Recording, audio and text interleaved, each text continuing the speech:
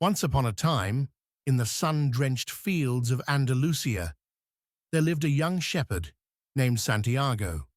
He was not unlike any other boy in his village, except for a restless curiosity that simmered beneath his calm exterior.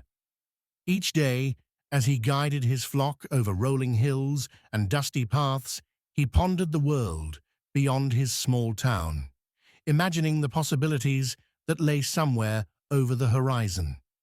Santiago was a dreamer, and although tending sheep offered him comfort and routine, it could not contain the longing in his heart, a longing he could not yet name. Every morning, Santiago would awaken with the golden sun warming his back, and he would look at his flock with affection, listening to the bleating of his sheep as if they were speaking in their own secret language. Yet even amidst this peace, he could not ignore the recurring dream that had haunted him since childhood.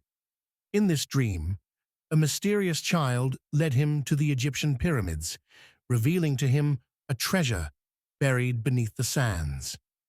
The dream was vivid, almost like a whisper from another world, and each night he would awaken with the memory of its intricate details.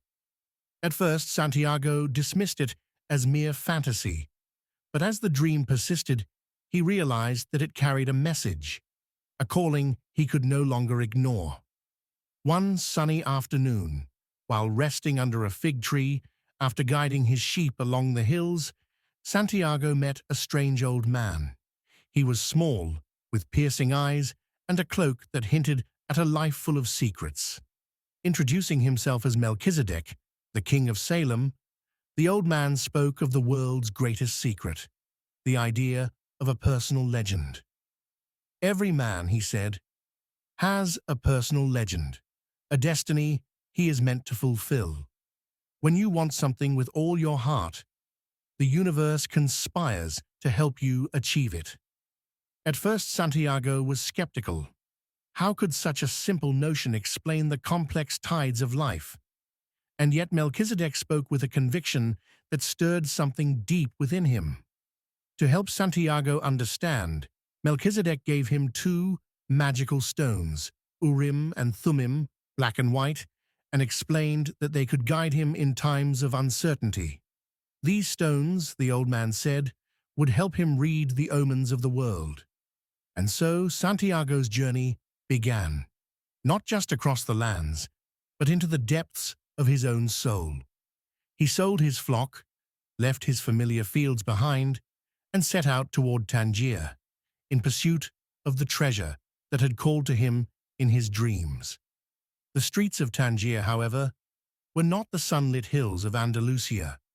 The city was alive with noise, the market stalls bursting with colors and scents, and the people were both welcoming and cunning. Santiago quickly realized that the world outside his village held dangers he had not imagined.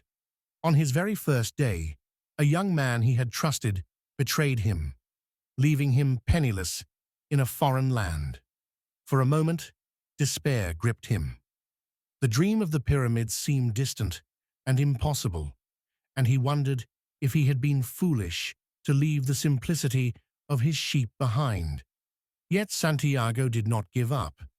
He found work with a crystal merchant, an older man whose shop sat on a crowded street corner. The merchant, though cautious and comfortable in his routine, became an unwitting teacher to Santiago. Through his work, Santiago learned that even small efforts, combined with clarity and vision, could bring remarkable transformation. He suggested small innovations, displaying the crystal in sunlight, offering tea to customers, that multiplied the shop's business.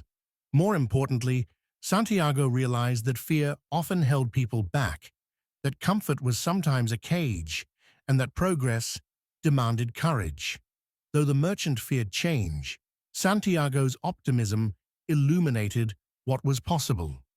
After a year, with enough money saved, Santiago resumed his journey toward Egypt. He joined a caravan crossing the vast golden expanse of the Sahara Desert, a land where the sun scorched the earth and the wind carried whispers from afar. Traveling through the desert, Santiago encountered a man who would shape the rest of his journey, the Englishman. The Englishman was a scholar of alchemy, a seeker of the philosopher's stone and the elixir of life, a man obsessed with knowledge and the transformation of matter. He taught Santiago that the universe was filled with omens, signs and secrets waiting to be interpreted, and that alchemy, at its heart, was the science of listening to one's soul. One night, as the caravan camped beneath a star-strewn sky, Santiago had a profound encounter.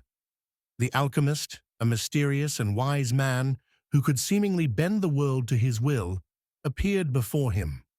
The alchemist recognized Santiago's yearning and spoke of the soul of the world, a force that binds all creation, a divine spirit through which all desires and dreams flow.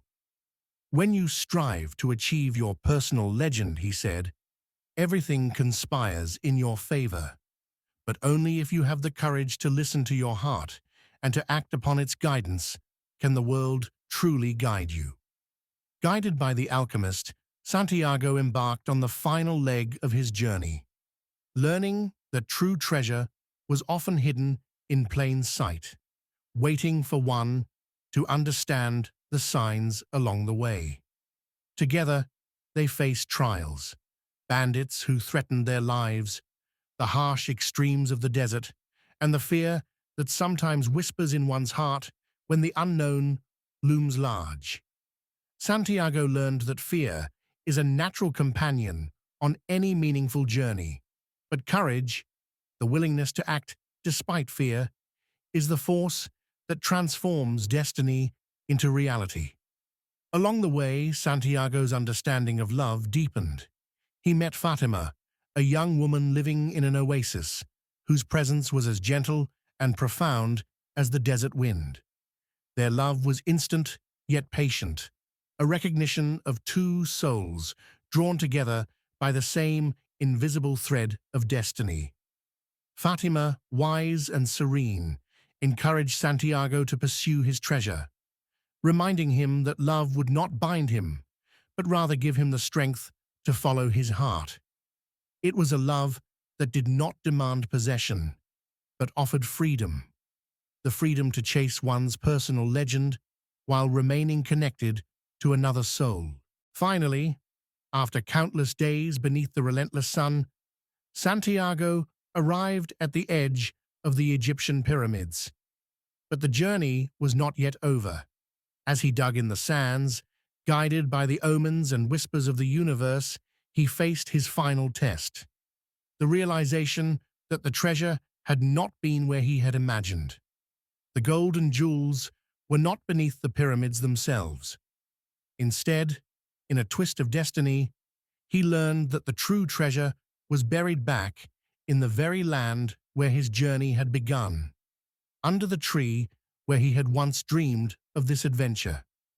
With this revelation, Santiago understood the profound lesson that Coelho so tenderly weaves: the journey itself, the lessons learned, the wisdom gained, the courage exercised, and the love experienced is the treasure. And yet, the material wealth he had dreamed of also awaited him, a reward for his perseverance and faith in the universe. He returned to Andalusia, back to the very place where his journey had begun, and unearthed a chest filled with gold coins and precious stones. It was a tangible symbol of the invisible truths he had uncovered, that the pursuit of one's personal legend brings transformation, and that the world conspires to assist those who dare to dream and act.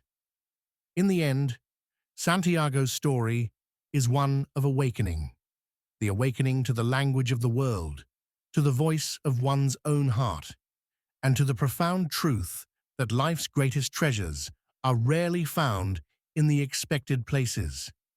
Every encounter, every challenge, every moment of fear and wonder was a stepping stone, shaping him into a man who understood that dreams are not merely fantasies, but calls to action. As he stood beneath the fig tree where his journey had begun, Santiago smiled, carrying in his heart both the love of Fatima and the treasure he had discovered. The desert, the caravan, the alchemist, the Englishman, and all the omens he had read. They were no longer strangers, but part of a single, divine tapestry that had guided him toward fulfillment. And as he gazed at the horizon, he realized that every ending is also a beginning, and every dream pursued with courage leaves a trail of light for others to follow. Thus, the shepherd boy who once wandered the hills of Andalusia became a man who understood the language of the world. He had learned that the universe conspires for those who listen to their hearts, that love empowers rather than confines, and that the pursuit of one's personal legend is the most sacred journey a human soul can undertake. And somewhere, beneath the same sky, the Egyptian pyramids stood, eternal witnesses to the dreams and courage of a boy who dared to follow his heart.